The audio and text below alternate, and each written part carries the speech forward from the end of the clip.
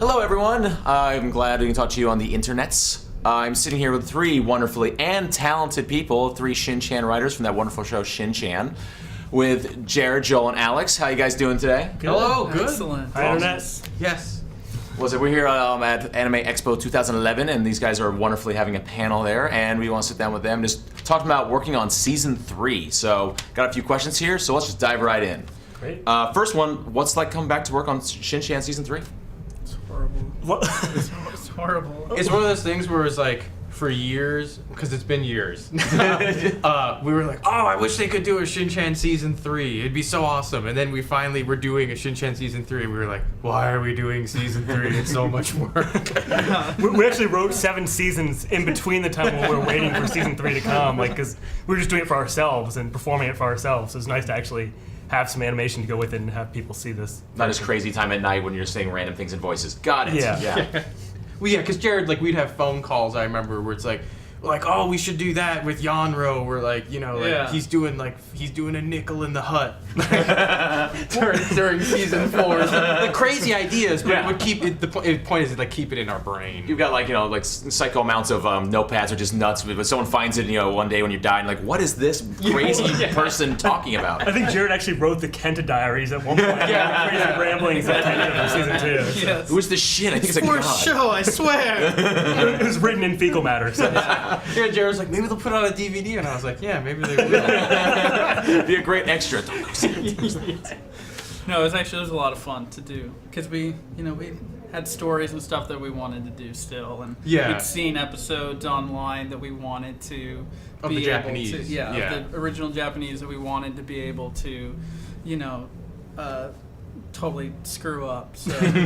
We also we approached Season 3 in a different way than we had previous seasons because all of us were in the same city for the first time. So we would get the episodes together and watch them in a room together, and then try and come up with ideas for each other's vignettes that we were writing, and so that way I think we made Season 3 even crazier and funnier than previous seasons. Yeah, we have the preview episodes right now on Hulu, and a lot of people have been saying that Season 3 so far is like you guys leveled it up from the last 2. They love 1 and 2, so they couldn't believe they loved 3 better. I want to say thanks, but I'm like, we did. It's much better than Seasons 1 and 2. Thanks. You're for noticing. Exactly. We worked really hard on it. Well, we would discuss, because Alex has said a lot, we felt like we addressed as many perversions and fetishes as we possibly could in Seasons 1 through 2. You felt like we had or we hadn't yet? Well, we'd done, we thought we'd covered every fetish, so we had to really push ourselves to research new fetishes and crazy, all out there things that nobody should even ever know about. Your internet history has got to be pretty special. Yeah. I've got lots of phone calls from the FBI. I was looking at my Google history, because it keeps the history forever. I was looking back at June 2009 when we started kind of pre-production.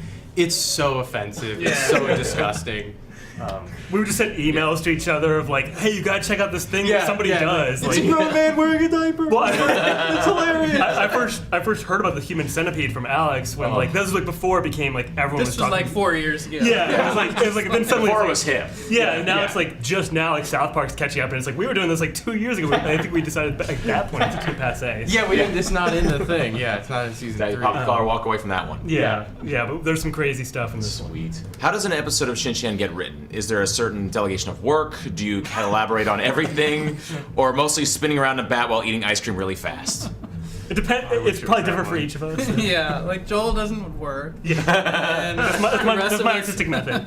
Right. More of a greeter. Yeah. No, we like Joel was saying, for this season, the 3 of us would get together, and we have 3 other writers who wrote some episodes too. So if they were writing an episode and they would come over for that episode, we would break the story together. So we would watch all the episode over several times and sort of pitch different ideas of what if instead of what this is actually supposed to be about, we made it a nursing home where they're eating the people who live there. So we'd just do that, and then we'd kind of go through and pitch jokes and stuff, and then after that, then one person would get assigned each 7 or 8 minute vignette and would write the first draft on that, and then we'd send it around to do punch-up jokes and stuff. Mm-hmm. And so that's kind of how it works. And then we email each other too a fair amount of times while we're writing, because Jared is the head writer, is like the keeper of the continuity and sort of the inside jokes, because every script comes through his desk. So like I would email him and I'd be like, I want Hero to have a porno magazine in this episode. Have we used muffs and stuff before? And Jared will be like, no, we haven't, but we've used like slits and clits or something. So you guys have like a list of like what you so have. like Jared knows like all these that horrible list must be things. fun just to read Yes, aloud. that's disgusting. like the title I just said. I'm sorry. I'm so sorry. Jared's also really good at like keeping track of like what jokes we've done like before, because like there would be times where independently, because we all share the same crazy messed up hive mind, where like he would get a script from Alex and me the same week that would both feature like a Sibian joke or something, and he would have to be like, Alex became big into the Sibian joke. Because it matches the He went through like a Sibian period. Face sitting and Sibians show up in too many things. So Jared would sometimes be like, okay, well this is funny, but we've already done 3 Sibian episodes, so we're gonna dial it back now. But if you don't know what a Sibian is, go on Google, ask your parents to buy you one. That's the other thing too, is like we all are, since we're all friends and we've written together forever, like we're very hard on each other, and it makes the show better that we can say like that's dumb, or that just doesn't work, or Jared will be like, eh.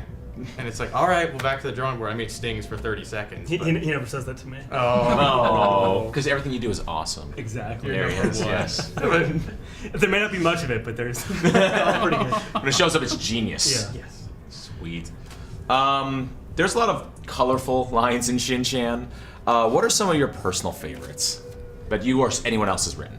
Oh man. Okay, well, I told you, like, this is not even, it's not even ribald or anything, but it's Yanro, the nerd character. He's knocking on the door in one of the episodes, and he's like, please, please, open up like Superman 4. I am on a quest for peace. I love that one. It's hilarious. There's a Superman 4 reference. Yeah, well, Yes, Superman it's like, 4 reference, and it's like, it works with the title and Yeah. everything, and like, I appreciate that. I mean, I guess it's kind of like, because we're all inundated with perversion as we write it, that, I mean, for me at least, I kind of like the little, it doesn't have to be a Sibian joke. Well, like, It's getting away from that. Yeah, So you're saying it's breathing, but it's still funny and in context. Yes. Well, with Yanro, like I think we really try and push the boundaries of nerd culture, and like it started out mostly Star Trek, Star Wars stuff, and then like we would sort of get in a competition with each other to see who could like do the most obscure references with Yanro, and like I think Alex wins that one with his mother. Is it a role playing game? It's an old NES. It's a Nintendo franchise that's been like Mother. Oh, Mother, yes, Earthbound, yeah. and Super Nintendo. Yeah. I've never played it. I think it's dumb. But no, There goes all the Mother fans out there. I'm sorry. All 6 of them are not buying it. It's got a huge Season 3 now. It's got this huge cult following though, and like I put in a Yanro thing where it's like maybe Yanro's a Mother fan. That makes sense. and like, it lit up the internet. Like things that we thought they would like, they don't. But like there's forums where people are like they made a Mother reference on ShinChan. Yeah, I know, and I was like, oh, that's nice. Give something to them, because I guess Nintendo treats them like crap. But anyway, we're not here to talk about that. I really like the line that Jared wrote, I believe, coming from his strong Christian background about I think it was the Action Bastard song, my rod is so big, so long and so purple, there's nothing my rod cannot do. I like that one. Which, It's more of a mantra. Yeah. which is from like a church camp song of "My God is so big, so strong, so mighty. There's nothing my God cannot do." So why You not twisted make it into that a a Action penis? Bastard. I believe it was about the Action Bastard rod. He had a, Yeah. There's more levels in that. That's what's Yeah. also better about that one. Yes, it's extra wrong. so I like that one. Who did the? Oh, sorry. Oh well, I was speaking of songs. I guess one of my favorite things to write was the Stalker song. Oh yeah, that's awesome. Episode, I think it's episode 28. I think where you have You the, think? Yeah. Like you don't have that like Of written course, on Episode 28 of season 4. It's 5 minutes, 3 seconds. It's on my beard. Good job. I like that. It took it from my personal life about my Stalking. experiences. Stalking. Yeah, like just wanted to see you, just wanted to talk. I went to the back door of your condo, but you changed the lock. What does ejaculate mean? Yeah. Who did that Mitzi's father line that I like, the buried alive one? Was that Ben Arns? I don't remember. Oh, that's another good line. Where Mitzi's father, Shin's maternal grandfather, says he's been like trapped in a closet, and Shin opens it up and he comes out and he goes, "Thank you, Shin. No one deserves to be buried alive." It's just, I just love the delivery, and like it's like, okay, But great. it's brought the right way. It's just like, Yeah. this adds to it. Yeah, It's yeah. a well-delivered line. Yeah. So whoever wrote that, I don't remember. Is it Ben? I think it was Ben. I also like some of the sign gags that we do. Sometimes Oh, like, when yeah. we change the actual. That's the one time where we change the animation. Is like we'll put, we'll come up with different signs that they might put English text for, and like I like that you just had dine with dignity for the one with the old folks home that turned into the cannibals. Jared has my favorite like visual gag ever in a season 3 episode where it's a box of crackers, and I think it's just a generic box of crackers in the original Japanese, and Jared changed it to wisecrackers, an insult in every box. And then Shin's eating it later on, and he like opens it. It's like a fortune cookie kind of construction. He opens it up and he's like, "You will die alone." That's not very good. It's so dark and clever. Oh, I want to make those fortune cookies. Those sound wonderful. We should market those. Yes, With Shin branded. Shin branded one Yeah. like that. Hate yourself slowly, but enjoy it tastefully. Let's see. What alternate lines were cut from the scripts because they were is even too much for ShinChan? These were all written by Joel. I have a tendency to think that the envelope is closer to not being on the edge than it is. Run past the line and realize it was like way back there. Yeah, I'm pretty sure whatever I would say now would be cut from even the internet. I think it's too dirty even for the internet, and as we all know, the internet's pretty dirty. I know there's one, I don't know if I'm going to get this exactly, I'm going to butcher my own work here, but I believe Jared, I don't even sent this one along, did you even send it to the voice booth? Which one? The one, it's in the episode where like there's a leak in the apartment, or when they're in the falling apartments, and like there's leaks everywhere, and Shin takes a cup full of rainwater that's come from the dirty attic and gives it to Hiro to drink. And then Hiro says something along the lines of, if I wanted hepatitis, I would eat out an African kid's asshole. Didn't you say rim job? It was either rim job or eat out. It was, Yeah. whatever it was not deemed acceptable for Adult Swim. Somehow. Somehow, yes. Which word was the problem, adult? I believe it was hepatitis. There's a particular episode in that Joel wrote about A certain Penny's procedure mom, that Penny's mom getting an abortion again, and so it became very graphic. So that one. That one had some censored stuff, and I think it was mostly just like talking, because like he was eating in the animation, like Penny's mom was eating some strawberry shortcake. Oh, yeah. And I Red think there was some like, gelatinous. and so I think there's even just a line about Shin being like, "Well, it looks all gooey and red, like somebody's gut spilling out," or, and I think that was deemed, in the context of Penny's mom just having had an abortion, that was deemed kind of gross. Extra little. Not by the network either. Just by Jared. Funimation. By Jared. Jared. Wow. He didn't He get didn't pass You're like, whoa, who's a bit? And he's Reel a it sick back. actor in his own right, so Yeah. yeah. nauseating. What about the Chuck E. Cheese token one? Oh, that's another one of my favorites that I wrote. But, That made it past Jared, right? I think so, and I think the director actually deemed it too. I think Well, it at wasn't that too offensive. point, it was like, we've done too many child molester jokes. Actually, and there aren't that many in season 3. We've changed What is the number? Is it lower each time? It's lower. That was 2. It's no more. But yeah, so I think it's in the season finale of season 2 where there's these strange monk creatures who come into the locker room at the kendo tournament, and they're just standing there looking at these boys in their underwear for some reason. And so I In decided, Japanese, it's creepy. So I was like, well, what else could they be besides pedophiles?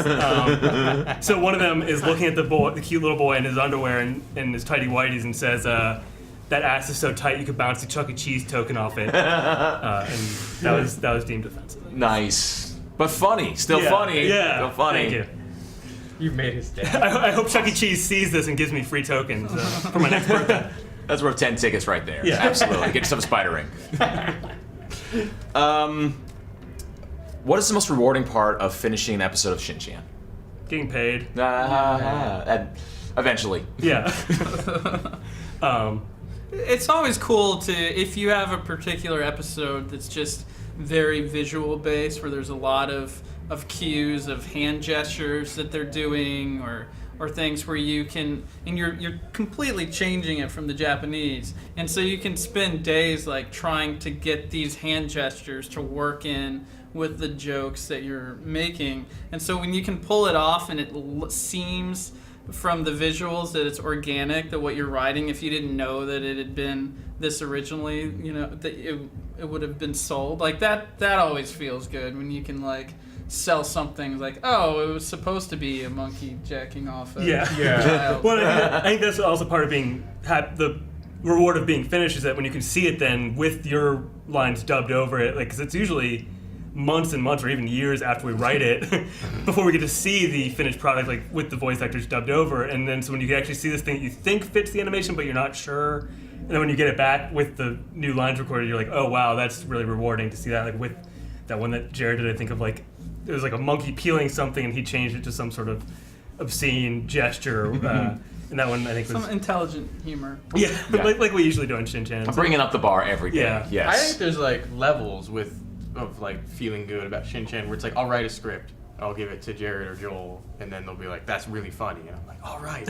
And then the next level is like hear from the director, like it went well in the booth. It's like, all right. And then you finally see it and it's like, oh my god, the voice actors did an amazing job. They're doing stuff that I didn't think they would do, and like they totally got all the jokes and it's just perfect. So there's like the different like gates you got to get through. At least Yep. that's like how I have it in my brain. So And then I think like the biggest reward is really just like looking online and like reading Yeah, like and fan then that. like In the fan we're comments just and laughing like like crazy about it. yeah, like which lines like we're always curious like which lines people are gonna like attach to, and it's never the ones we think are like the best, but like everyone will find their own thing that like they'll put as like their favorite line, and it's like it's really rewarding just to see people be like, you know, LOL, this was really funny, or you know, like that's all they can muster. Exactly. LOL. No, like it was the ROLL. like yeah. you know, we're that pathetic that we monitor all the forums and like go on Twitter and like see like, you know, what people like, and like Yeah. like on Hulu now that season 3 is on Hulu, like we're going every Friday and looking on Twitter and being like, oh wow, people really like, you know, this True Blood parody or whatever, you know, like that's cool to see that. Like it's rewarding after like we spent, you know, time working to actually know that people are watching it, are laughing and enjoying it. Like that's definitely the most rewarding part. We stalk all 10 of our fans on. Billy, remember that? Yeah. We are watching you. You should be ashamed for laughing at that joke. Excellent. Last question, guys. What episode from season 3 should fans be sure not to miss?